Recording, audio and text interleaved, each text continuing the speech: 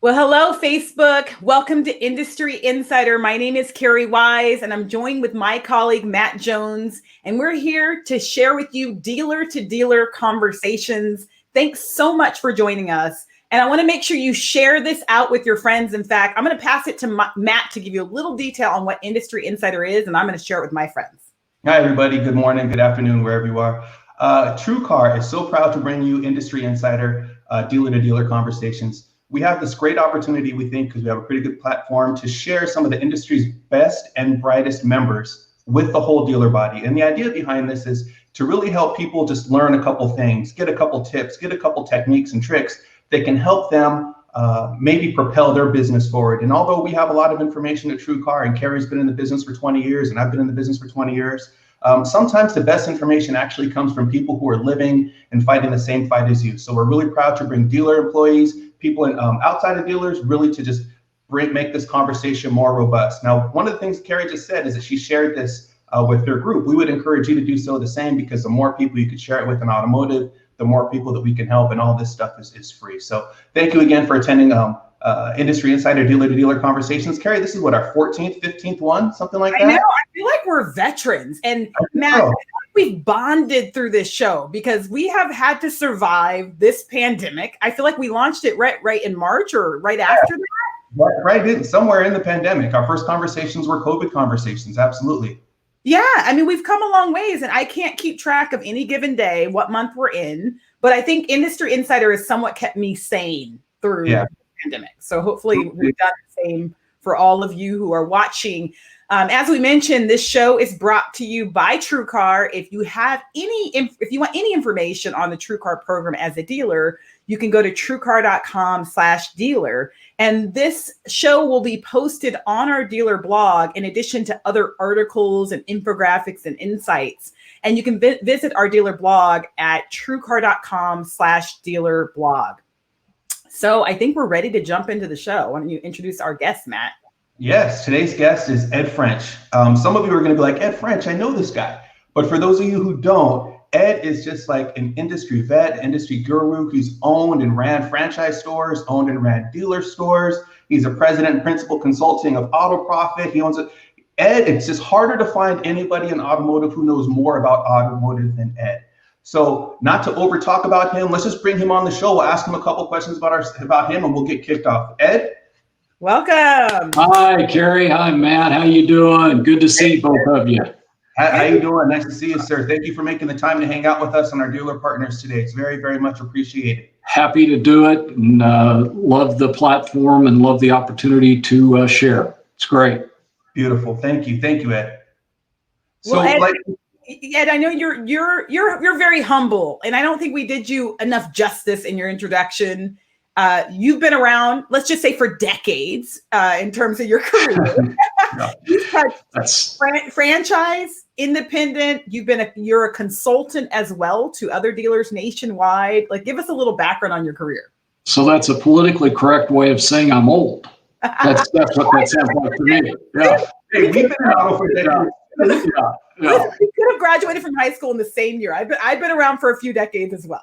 Yeah, well, the first car I sold was in 1973, Carrie. I'm not even sure that you or Matt were even born.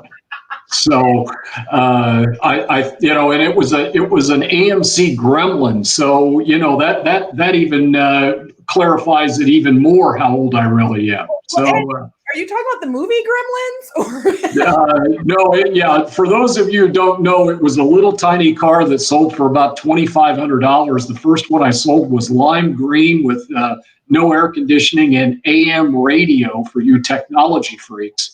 And of course it was, my sales manager penciled me. It was a mini deal, so not much has changed in 47 years.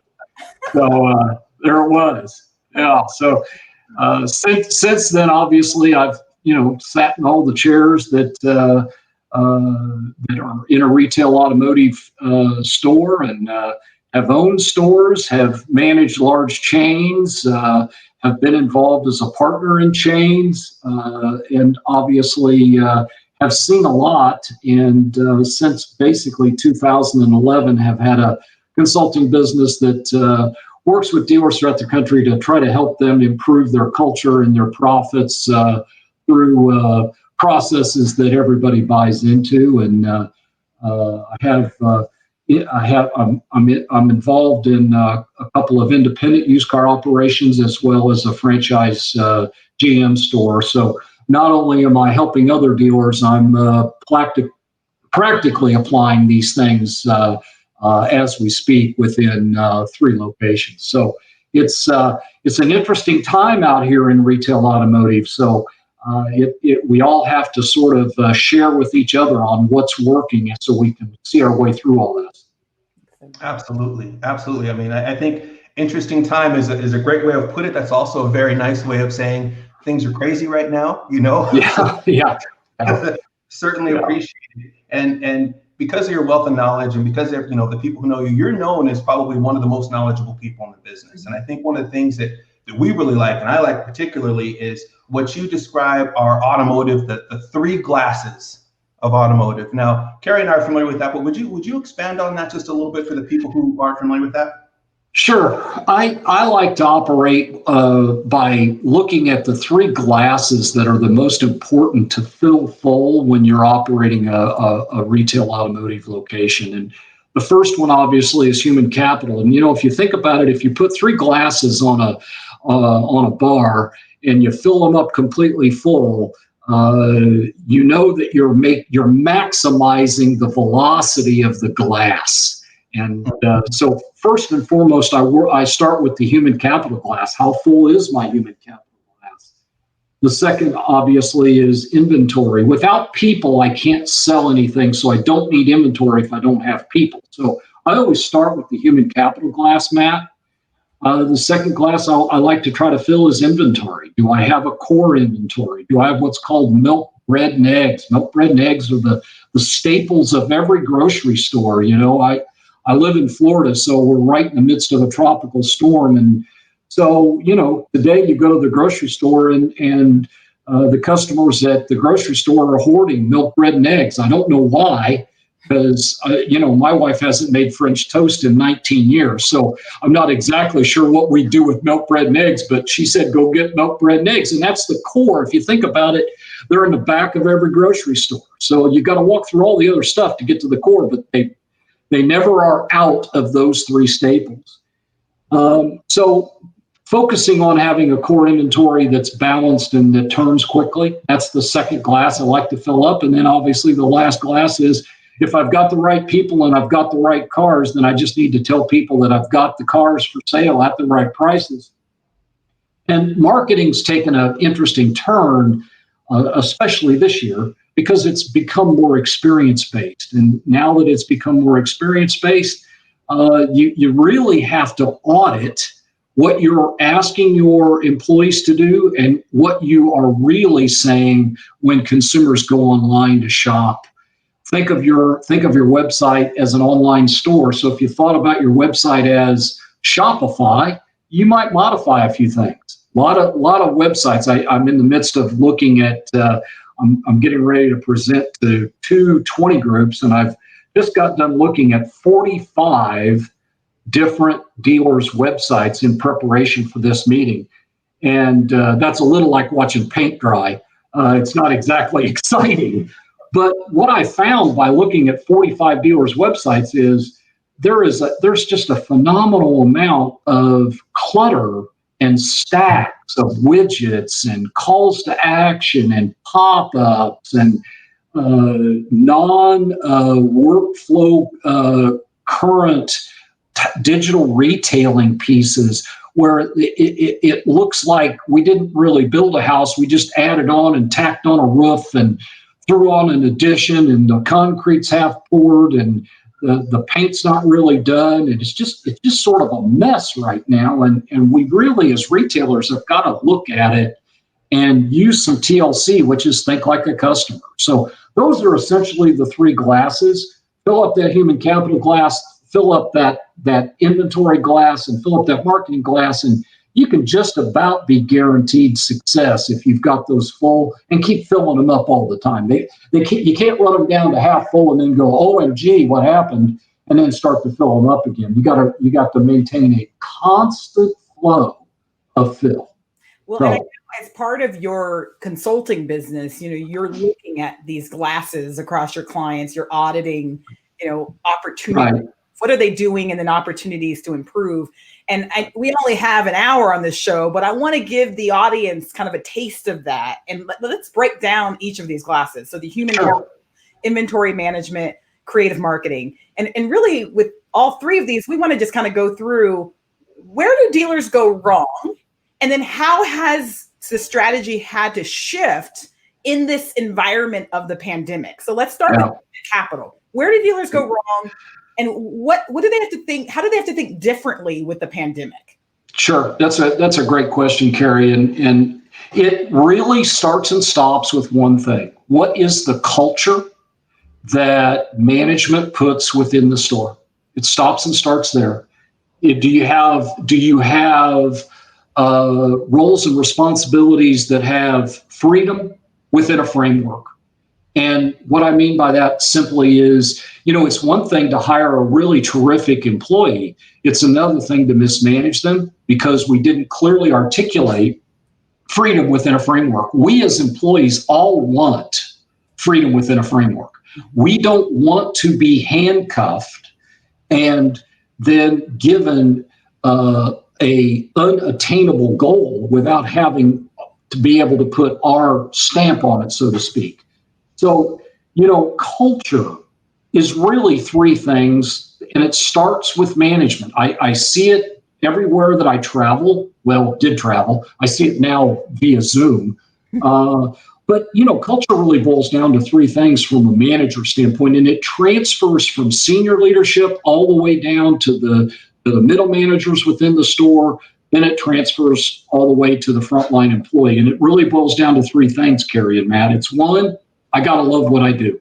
If you don't love the retail automotive business, it just creates a culture of, I'm only here because I got to be here, or I'm only here because the money's really good, or whatever the case may be. But it starts with that one. Number two, the culture has to be that everybody is a buyer. I would say more than anything, we as retail automotive employees are become calloused, so to speak, to where we begin to determine, can this customer buy? Are they just shopping us? Are they going to go down the street? Blah, blah, blah. You've heard them all. And then obviously the third one is, and this is especially from management standpoint, is you have to have a massive desire to want every person that's working with you to succeed. Have that servant mentality. It's not, salespeople are the number one asset in a car dealership, without fail. They're the engine that makes a car dealership go. And management's role is to create activity, to create an active environment, to have a culture of empowerment and freedom, along with discipline. It can't be go do whatever you want whenever you want. But if you don't have that culture, then it turns out to be that the process becomes the culture. And what I'd submit is that the culture becomes the process, not the process becoming the culture. Carrie and Matt, the up bus is empty. It's empty. It's sitting out in front of the store. It's empty. Nobody getting off the bus, riding into the store. We have to make things happen in retail automotive, and it's done digitally, but it's most importantly done through culture. And, it also is the continuous improvement plan. If training isn't a continuous circle of improvement, and it's a beatdown session, or it's mandatory, or there's no desired result, it just becomes a beating as opposed to an opportunity to have that aha moment. So I guess to simply state the fullest glass of human capital, it revolves around what's the culture within a store. I've walked into stores that you can feel the toxicity the minute you walk in the door, And I've walked into stores that you just know this place is making a lot of money. The employees are satisfied. You can just feel it. And it's that culture that I would ask everybody that's on this live and would listen to it later, take a self-assessment of what your culture really looks like. And then ask yourself, would you go through the selling process that you're actually measuring and asking your employees to do? You know what? I love it. That you said so many things right now that resonated, especially around the three pieces of culture. You love what you do. Everybody's a buyer, and massive investment and desire to have people successful. The one that sticks out to me the most right now, that what I just love was it's twofold. Culture becomes the process as opposed to your process dictating your culture. Correct. And I think we have this world right now where people are like, people are on Zoom meetings, people are talking through text. It's everything's so quick, but if your process at the store requires, maybe it's longer, maybe it takes, this is just the way our process is, then that becomes the culture. And then what you said at the end just ties it in together. Would you go through this as a consumer yourself? Yeah. So hearing those things, I think they really, really resonate. And I wanted to repeat them more because I really feel strongly that what you said is just is how you can get a business to move, especially in this environment. We have to adapt and have to change. So I'm very excited to hear that. I wanted to ask you a question about your training. You mentioned something about continuous training. If it's not valuable, it's like a beat down. When you talk about training, what does that mean for you in this environment where we have people who are maybe separate from each other? We may not have a Friday meeting where we have all 35 or 40 salespeople in the store because of package shifts or whatever. What does training look like to you right now?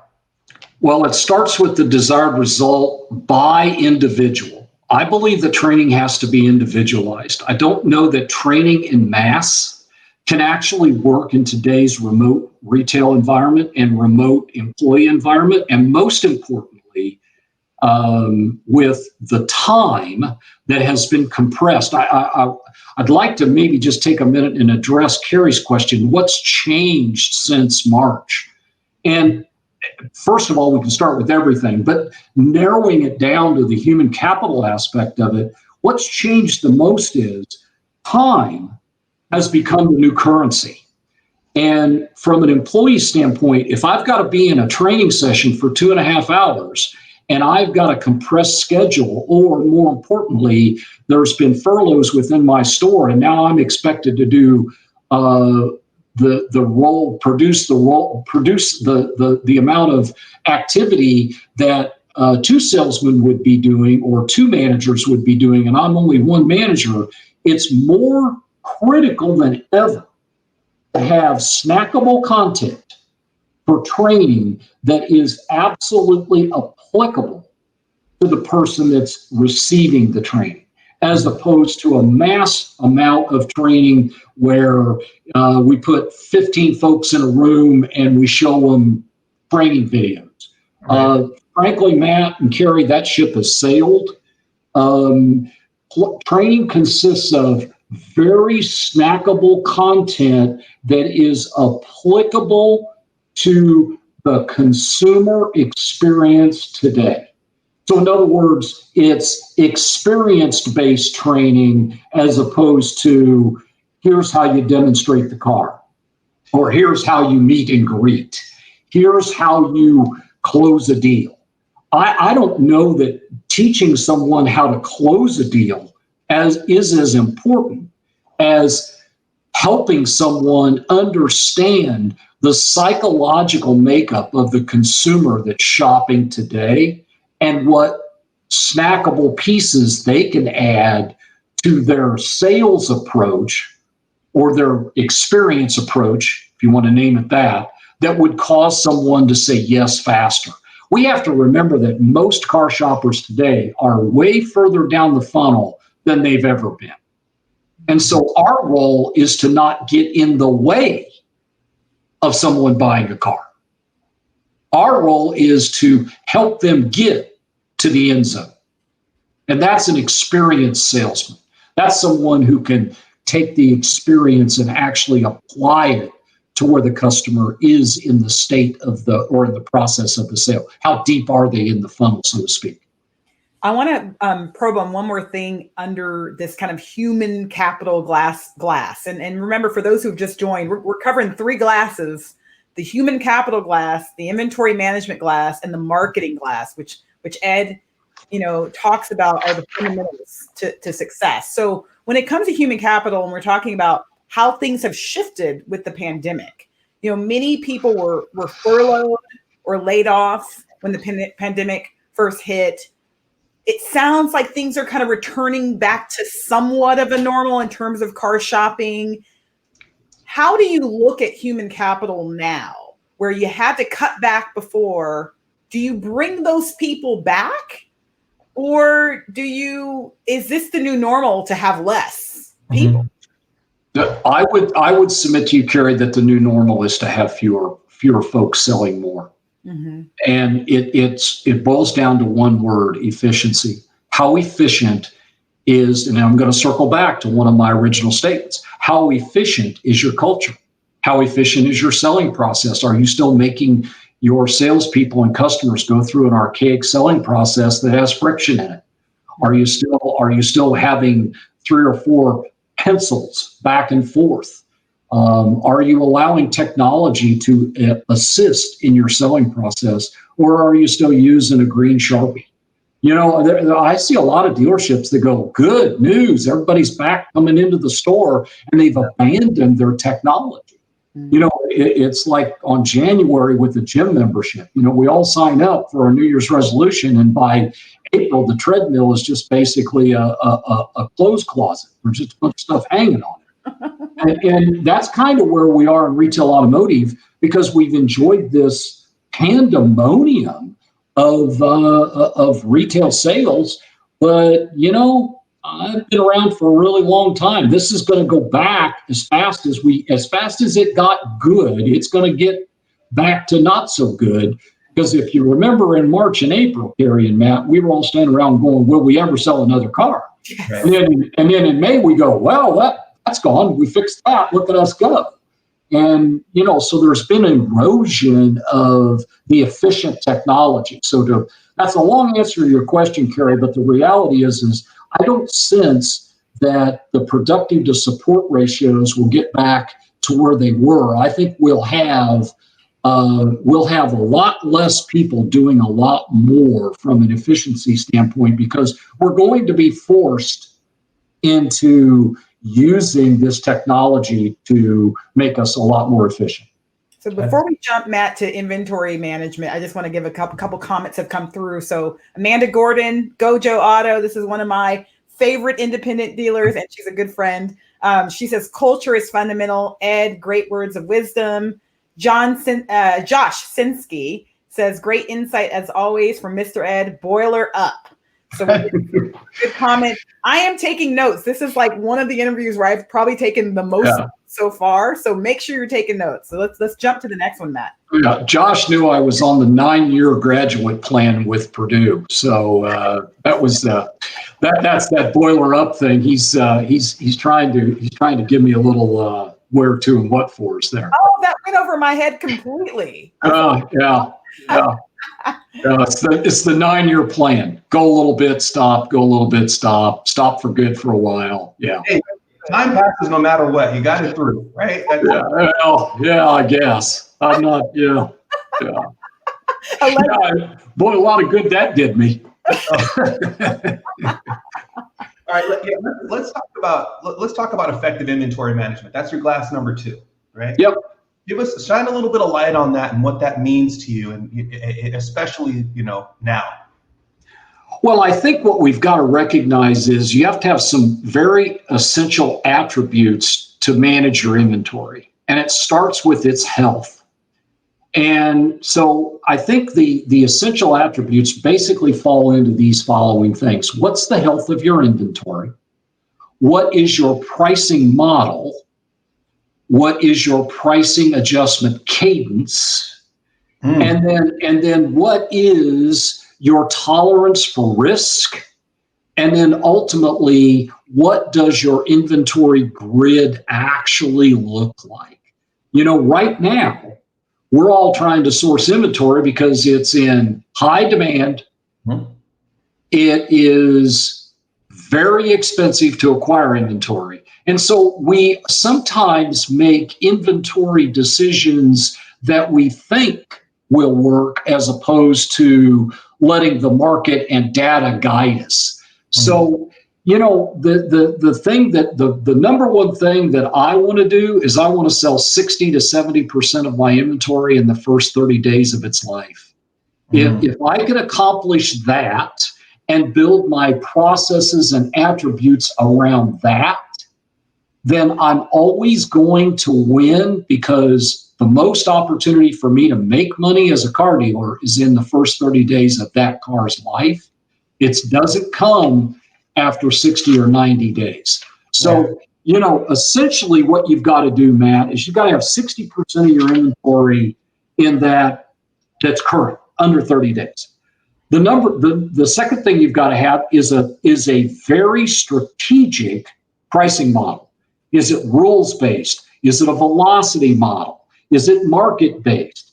Is it flat pricing? Are you pricing all your cars with 0 at the end, so you get both sides of the SRP and the VDP views?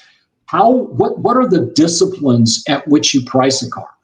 I love some of the software that's used to help us, but many times what ends up happening is I see dealers using software and turning off their car guy brain.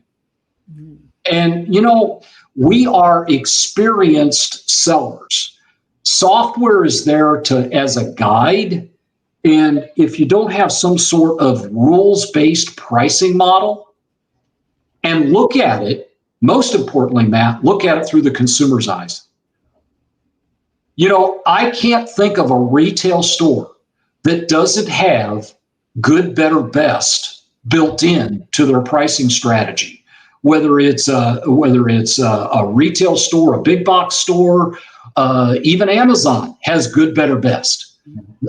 So they have their private label brand, they have their premium brands, and at most car dealerships, you don't see a good, better, best pricing strategy, especially with the milk, bread, and eggs grid. Where I've got if I'm a Chevrolet dealer, I've got a segment of Equinoxes. I've got ones that miles may be off slightly in relation to the year. The condition may not be perfect. That's my good price. Right. Better price may be it's a better color with lower miles, more equipment, and my best is the one with navigation, leather, low miles, the right color, and let the customer then guide themselves through the good, better, best process. And that's that strategic pricing plan. And what you end up doing there is you end up driving customers and letting them model up and model down based on the desirability to own the better one, the desirability to have a payment that fits their budget.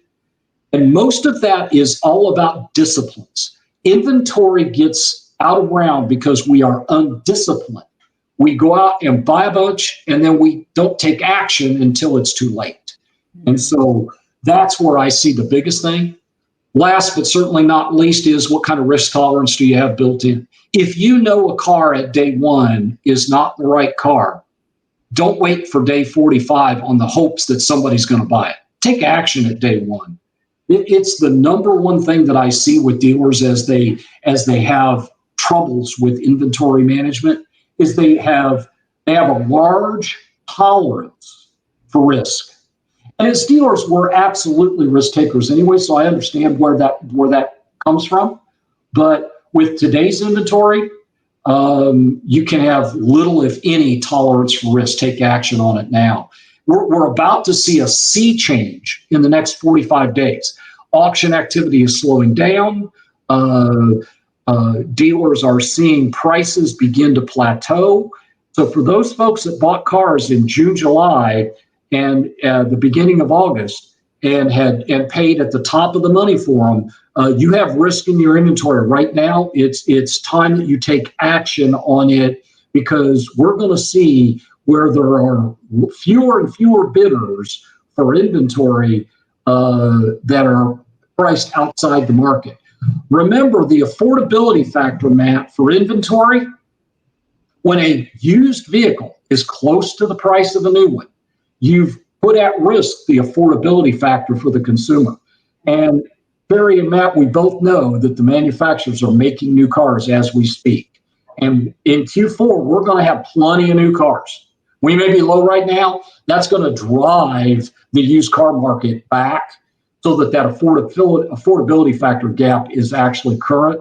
So my advice to anybody on this live show is take a look at those used cars that you've got, that you've paid all the money for, that are close to a new vehicle transaction price, and take action. That's good. And that's what we were going to dive into next. You know, the challenges with used cars right now. And we're hearing a lot of challenges from dealers. Can you set the stage? I think you touched on a little bit on what's happening with the used car market and what do dealers need to be thinking about in the short-term and long-term? Well, I think what happened was a couple of pretty large events. One, when you shut down production of new vehicles for essentially a 60-day period, you lost all of that productivity that we will never gain back. It's gone. It's lost. And when you slowly bring back productivity, and remember, it's not about the factories, it's about the supplier supplying parts with just-in-time inventory for the manufacturers to build these vehicles. They had to take time to ramp back up. And then the third shoe on that is the transportation of those parts in real time to the plant so that they can build the vehicles. So that 60-day period left the buying public with a vastly reduced choice when it came to a new vehicle. So the natural migration was to go to late model used. A 1 or 2 or 3-year-old car with low mileage, specifically off-lease cars, became very attractive to consumers as they were either quarantined, sitting at home, had plenty of extra time on their hands, and started shopping online. And so consequently, shopper activity went through the roof on pre-owned because of that's what was available to buy. Remember, you can't take a 16.5 million new car market, take it down to 10. Those 6 million shoppers didn't go away. They just transferred to used.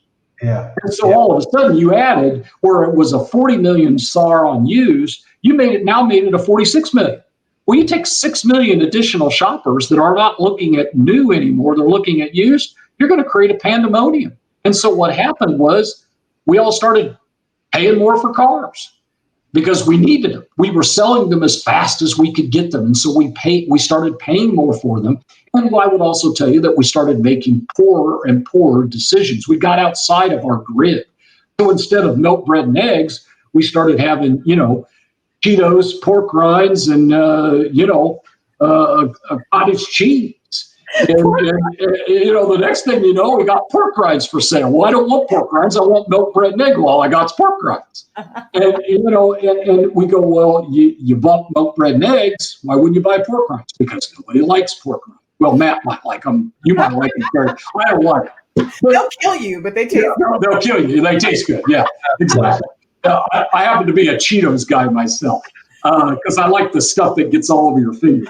But the reality is we all went out and it's like the gold rush. We got to have used cars. We got to buy used cars. And so we all get in a bidding war and, the disruptors came in and, you got Carvana and Echo Park and Vroom and they're all buying cars. So we should buy cars. And, what ends up happening in the retail ecosystem is we got the cars, we kept selling them. And then all of a sudden we hit the wall.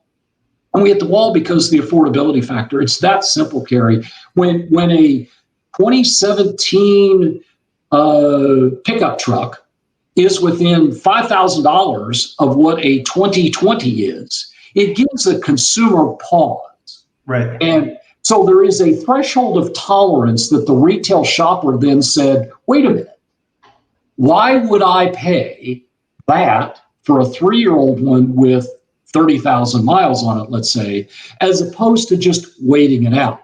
So now what you've got are sideline customers. They're sitting on the sidelines waiting for one of two things to happen. New vehicle inventory to build, which it is, and the affordability factor of used to come in the line. And that's what you're seeing. Now you're seeing the direct result of that at the auction.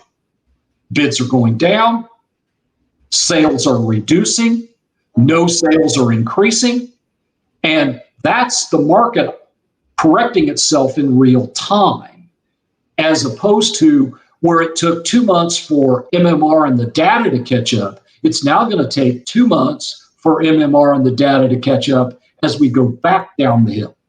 And there isn't, there's a lot of holes in the dike, and there's a lot of leaks in the boat right now that a lot of dealers haven't recognized. They're still thinking, well, my gosh, I made a lot of money in July, I made a lot of money in August, I'm going to make a lot of money in September. And they're not taking action on that risk tolerance. So that's a long answer, Carrie, but the reality is that we all got caught up because the used car market expanded by 6.5 million shoppers that we took out of new and put them in used. Yeah, totally. Makes perfect sense. I was trying to figure out systematically how to quantify if used car shoppers are actually what we would traditionally call used car shoppers, or are they new car shoppers that have shifted, for whatever reason, whatever they think it's affordability, they think it's fiscally responsible, inventory, whatever it is, but you nailed it. You absolutely nailed it. I'll relay a question that Amanda, who we all were just talking about, has. Really resonates with me because I'm cheap, as everybody will know that I buy things that are on the lower scale of the pricing report. It's not an affordability thing or whatever. If I've got a 70-cent bottle of water I can buy, or a $2 bottle I can buy, I'm buying 70 cents every single time. Even doesn't matter how much money he makes. If he's a billionaire. So I guess that means he's not buying lunch. No. Okay. He likes free lunch. No. But being cheap is probably the wrong way to frame this. I'm very fiscally responsible. I know a lot of people are, by choice or by need. So Amanda's question super resonates. So what do you think the market is for cars that are like 12.5 and below, for people who are, who need to spend, not the what's the average transaction? Somewhere around 32 grand or something like that. So if you're buying a car, you're still in the 20s, high 20s, something like that. Yeah, I'll use the average is past 20 now. It was in the 19s before this pandemonium, but it's running in the 20s now, low 20s, right. 20 to 21. So to answer Amanda's question, the tolerance for those cars and the appetite for customers is huge. Huge. It's going to be huge, and I'll tell you why, Matt. Because we're going to see in Q4 where those buyers who now those $10,000 to $12,000 cars that were 15 grand are now going to be 10 to 12 again, and those customers have waited because they were forced to. Number two, many of those customers are on the sidelines gathering either some stimulus money that stopped, trying to get back into the workforce. Remember, we're still operating at 10% plus unemployment. Right. And we've got to recognize that there will be some folks that will be underemployed going forward in Q4 of 2020 and 2021 and beyond. So that $10,000 to $12,000 car, that what I call that payment car, that $250 a month car, that's going to be the sweet spot for the smart used car retailer that has those cars, reconditions them properly, doesn't rebuild them, but reconditions them, make them cosmetically nice and mechanically sound. That's my guiding principle in cars like that. Completely and transparently describes them and helps consumers get a loan for those cars they'll clearly be the winners. That's where the volume in used cars is going to be. And I'm gonna move it up slightly. It's going to be 15 and down is where I believe that the big volume in 2021 will be in used. Yes, I'm happy for my girl Amanda. Amanda at Gojo Auto. Go capitalize on what Ed just said. She's in the sweet spot. Yeah. Yes, that's great. Great news. That's nice to hear, because when you see people, I have people, friends, we all have friends and family who tap us on the shoulder for a little bit of help when it comes to buying a car. Yep. As it works out, I have a lot of friends tap me on the shoulder for the 8, 9, 10, 12 grand cars, right? And when you're telling somebody, hey, this car, it's 16 years old, it's 10 grand, that's a really tough conversation to tell somebody to buy a 16-year-old car, because 10 grand is a whole lot of money, Right. So to hear that, that you predict things are going to start to adjust is actually, it brings a lot of, makes me feel good. And especially for people who are in a position to sell these types of cars the right way, like Amanda does. So this is great news. It's already adjusting in real time right now, Matt. The auction activity is flattening. No sales are dramatically increasing. There are less and less bidders. There are not multiple bidders on vehicles. And remember, as we sell more new cars, that lower transaction vehicle is more than likely going to be the vehicle that is going to get traded in. Mm-hmm. So remember that this is a law of supply and demand in that lower transaction price car. Those are a result of late model used car sales and new car sales, but more probably weighted on the new car sales side. The average car on the road today is like 14 years old. So, a lot of those cars are going to get traded in as new car inventory, as those sideline buyers that I described earlier are actually out there. They're going to get traded in the minute that the OEMs, and be mindful of this, Carrie and Matt, every OEM is building cars right now with anticipation of getting them sold. So they're going to sweeten the incentives the minute that the inventory gets better. And watch out, we're going to see a year end like we've never seen, because they're building them and they're going to make sure that their year end numbers, they're still trying to get those achievable numbers for the SAR. Yeah. Hey, Ed, before we jump into marketing, we're running out of time, but I want to touch on one thing regarding inventory acquisition direct from consumers. Yep. What's your take on that? It's not optional anymore. Every dealer has to do it, and it's boiled down to three things: how frictionless is it? How realistic is it? And how bought in is your team? Mm. And what I would also tell you is it cannot be combined with selling your car. It has to be a separate action. And Carrie, it's not optional. When you've got the disruptors, Carvana's Q2 earnings report, they bought as many cars from private sellers as they sold in Q2. That's a monumental mention in their earnings report. I read their entire earnings report, and what I would tell you is when you've got folks like that who are willing to make it completely frictionless, get you the check, pick the car up, give you an honest and fair offer, and not make it hard on you to dispose of your merchandise, that's the model that everybody should be modeling themselves around. But what I see is, I see a lot of toe dippers. I see a dealer go, well, we need to buy cars, throw that on our website. And then, then they give it to a salesman. And the salesman's not getting paid to buy the car. He's only getting paid to sell one. So guess what his whole entire word tracks are about? Selling somebody a car as opposed to buying a car. Right. And, it boils back to one of the first things we talked about, which was culture. What's your culture within your organization for buying cars? Are you really serious about it, or are you just toe dipping? And toe dipping doesn't work. All it does is frustrate everybody, including the buyer. Yeah. And the salesperson who may think that they're running this thing for nothing, right? I'm doing this appraisal, I'm chasing all these things down, and I get nada from it. Right? I might get $50, you know. Right. It's the culture and how much you're in love with it, how dedicated you are to it. I love that. Good stuff. Let's talk. Well, geez, I can't believe how much time has passed. I know. We need a part 2. There's just not enough time in this masterclass.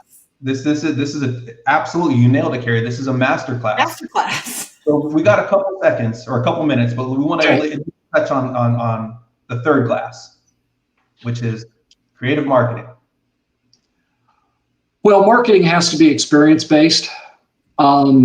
So once again, I like to boil it down to what are you going to fill your glass with?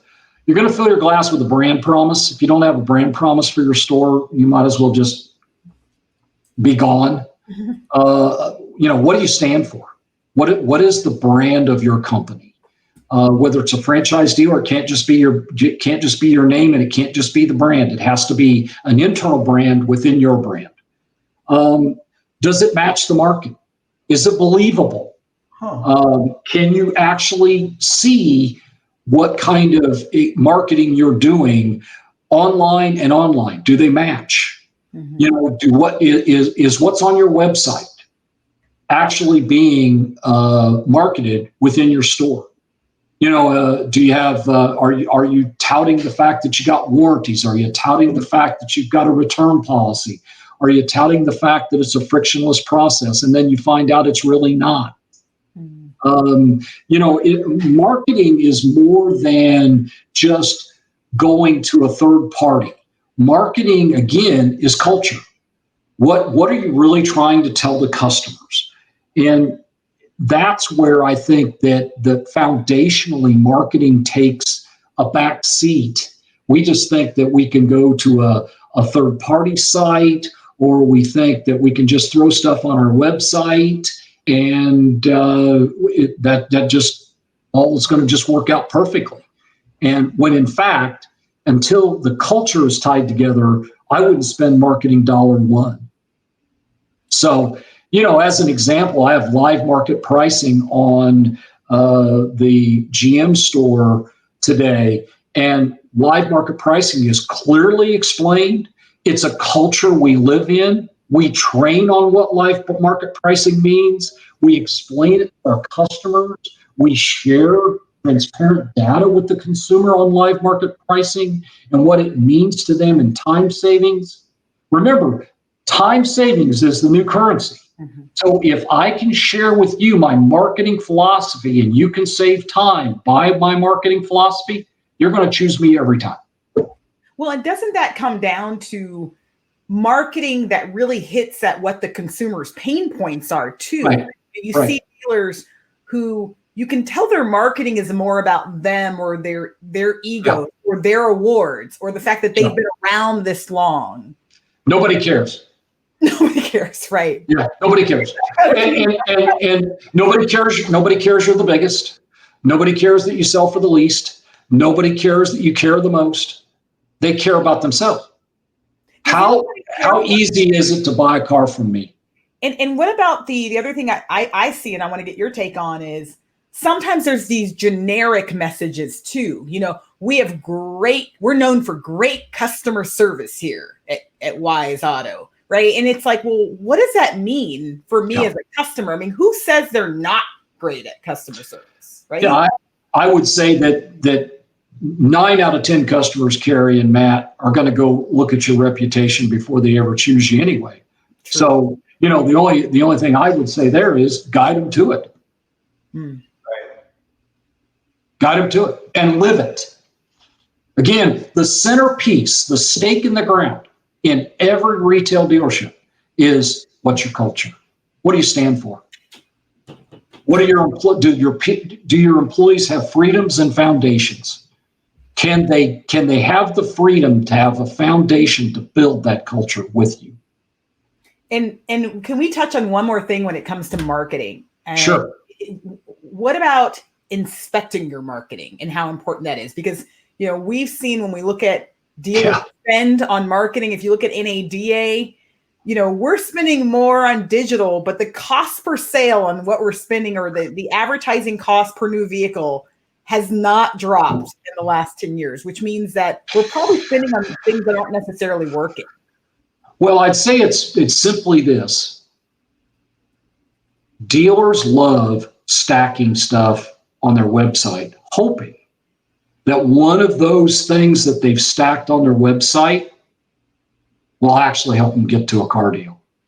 Mm-hmm. And so this marketing spend that we're doing is not about the experience environment. It's about driving a lead. And we are so, as car dealers, so hung up about not assisting the customer to buy a car. We're more about chasing the lead. Mm-hmm. And if you context that, the marketing spend goes up dramatically if you just continue to chase leads as opposed to creating a consumer assistance environment. Yeah. You need less leads if you've got consumer assistance advocates, as opposed to, if you've got 10 leads and all you've got on your website's a bunch of form fill stuff, you just disappointed 20 people if you got 10 leads, because 20 people abandoned you. Right. And it just, we've created that mess as retail dealers ourselves, because we didn't make our website an online store. We didn't think about it being Shopify. We just stacked on a whole bunch of widgets, hoping that somebody would click on one so we could gather their information so we could start to chase them. Yeah. And it's just a great big bowl of no good. Yeah. I'm thinking about, I don't inspect sites like you do, Ed, but I do look through a couple. And when you said that, I was like, this dude's talking to my soul, because, you'll have so many pop-ups and so many, hover jumps and everything. And it's like, it's actually, in some cases, some people do it well, but in some cases it actually takes away from the experience. If I'm just trying to learn about a car and I look at it, and those things are bombarding me, they're distractions, so. Essentially, Matt, form fill just tells your customer that you're not equipped to help them now. Mm-hmm. That's all it does.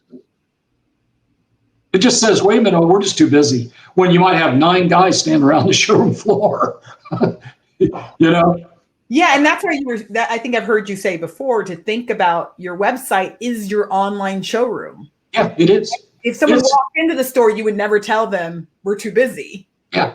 You're open 24/7. Yeah. Right. Yeah. And if somebody walked into your showroom, you may not have 3 different people with 3 different stories. Exactly. Themselves to this person. That's right. That's right. Yeah. Nor would we say, stop, give me everything that you've got relative to your information, and then we'll go on to step 2. That's the old days, Carrie and Matt, when, back in the 80s, when we used to have a customer come in and the first thing we did was have them fill out a credit application to see if, in fact, they could buy a car. Yeah. Well, that sort of went away with the flip phone. And, that's what we're doing with the websites that we've got developed today as retail car dealers. We're saying, fill all this stuff out, then we'll talk to you. Yeah. Yeah. That doesn't work anymore. Doesn't work anymore. Yep. Anymore. No. Well, I got to tell you, I am so happy with this interview, but I am equally frustrated, because 55 minutes went by and it felt like 5 minutes. 5 minutes. So we have to have you back on, Ed. Okay. We have to have you back on. I want to watch Matt get another one of those 70-cent bottles of water. So I definitely want to come back. Yeah. To tell you about Matt's steak story at Denny's. Oh my God.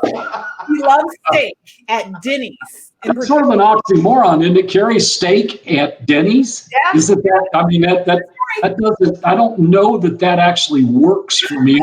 I'm more thinking about a Superbird sandwich and a chocolate shake as opposed to a steak. He got a good deal, so he's open to it. I am a work in progress. It is a deficiency that I have.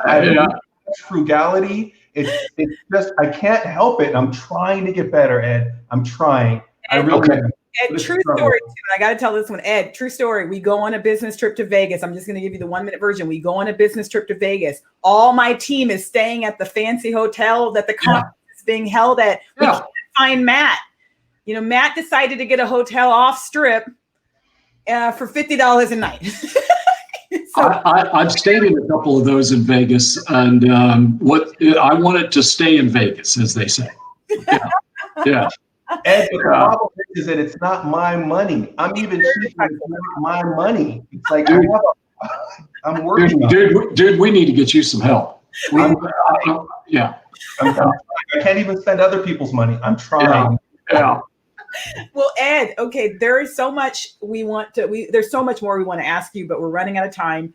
If anybody wants to reach out to you, because you are the guy that's going to turn their dealer around, help them, you've done it time and time again. How can they reach out to you in terms of your consulting work? You can send me an email at ed@edfrenchauto.com. Okay. Ed at Ed French. I'm actually gonna send this out right now. Ed at edfrenchauto.com. Yep. And then what about your website? Is it edfrenchauto.com? Yes, edfrenchauto.com. It's got a lot of great stuff on there.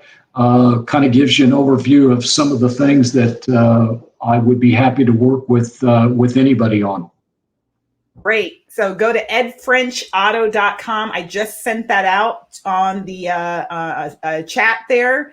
And Ed's your guy. Like, I can just vouch for him. You know, we've learned so much through this interview, and Ed has agreed to come back for masterclass number 2. Yes, he said it live, so it has to happen. Gonna get mad at coupon for Denny's and come back. I don't need coupons. When I walk in, they know. and a $50 hotel off. Yeah. Oh, that'd just top it off right there. I'm gonna get better. Yeah. All right. Thank you so much, Ed. We'll see you next time. Okay. Thanks. Thank you so much. All right, Matt. That was amazing. That was everything. And I swear, I don't sell cars. So let's just be clear. I don't sell cars, but I took more notes in this interview probably than anyone we've ever done. Yeah, I agree. This is just fantastic. What stood out to you the most? What was like the biggest thing for you? Oh man, I think it's the culture. It's the culture comment about, your process can't be your culture. Yeah. Your culture is your process, right? Yeah. So that was huge. And I think for me, what I love about Ed when I learned from him is he could have just stopped there, but he actually broke down culture too. Like, what does that look like in terms of, they need to love their job. They need to think about everyone as a buyer, that leaders need to have servant mentality, right? So I think, like, for me, it's also breaking that down, because you hear so much about culture and it's kind of overused. Yeah, that's right. It's almost like a catchphrase that's becoming less valuable if you don't put something behind it. And he put something behind it. Let me tell you what I loved. He said 2 things that really jumped out at me. 1, time is the new currency. 100%. 100%. We can't even get people to read an article that takes 2 minutes, right? Time is the new currency. And he when he was talking about culture, just like you said, that is the process. The culture needs to trump the process. The culture needs to be first and foremost. So what a master class within 50 something minutes. It's just we needed more time. We'll be back for part 2. If you want to contact Ed, go to edfrenchauto.com. And as we mentioned, this will be on our dealer site, which is TrueCar.com/dealer. We actually have a blog, which is /dealer blog. So check that out. We'll be sharing it on social, and we'll have Ed back for part 2. Matt, this is another great show. This is fantastic. This is we can't tell them what's going on next week yet. Yeah, we don't know yet, but just know it's going to be great. Next Tuesday.